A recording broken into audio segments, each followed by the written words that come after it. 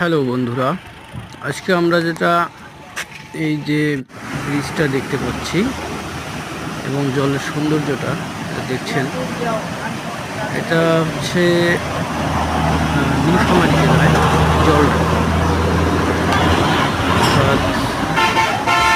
জলঢাকা থেকে নীলফামারীর সংযোগ যে সড়কটা আছে, সংযোগ সড়কে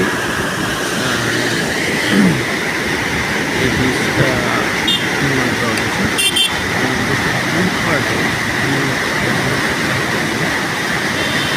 সবচেয়ে মজার বিষয়টা হচ্ছে জলগুলো এত সুন্দর। এই জায়গাটার নাম জলঢাকা। আমরা জলে ঠিক যাই হোক, যদিও এটা সঠিক হয়তো বা এই নামটার মধ্যে পেছনে দেখা করলে আমরা এটা হয়তো বা জানতে পারি। সময় হলে আমি এটা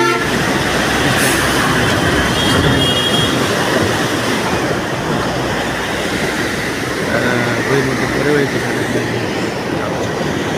যাই হোক, এখন যেটা বলতেছি, রংপুর থেকে নীলফামারী তো এদিক থেকে মেবি 60 কিলো তো হবেই। রংপুর থেকে 60 থেকে 70 কিলো।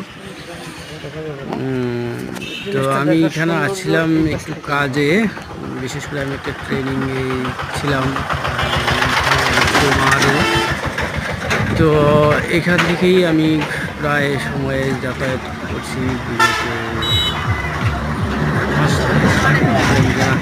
অনেক সুন্দর।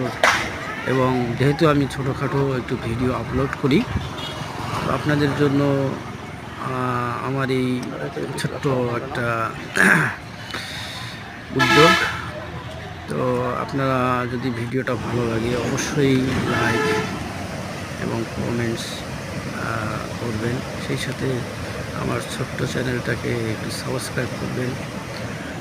পরবর্তীতে আমি ভালো কিছু করার চেষ্টা করব আর কি। তো এখানে আরও কিছু আছে নীলফামারীতে, বিশেষ করে আমাদের যে নীল বিদ্রোহ হয়েছিল, মূলত এই অঞ্চলের থেকেই নীল চাষ করছিল। এখান থেকেই পৃথিবীর নীল বিদ্রোহ সৃষ্টি হয়েছিল বলে আমরা তো যতটুকু বা আমি যতটুকু জানতে পেরেছি। তো এইটা বিষয় নিয়ে পরে না হয় আলোচনা করব। আজ এ পর্যন্তই। ভালো থাকবেন, সুস্থ থাকবেন। আসসালামু আলাইকুম।